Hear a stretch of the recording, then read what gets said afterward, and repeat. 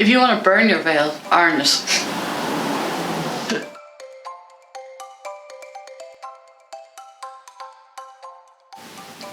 Hi, I'm Aideen and this is Engaging Bridal. I've been working in bridal for nearly 20 years and I've studied both fashion and costume design.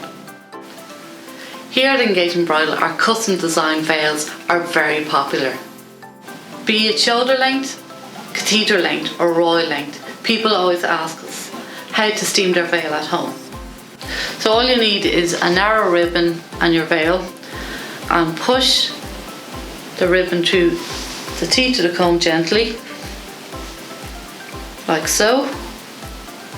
Tie a little bow or a knot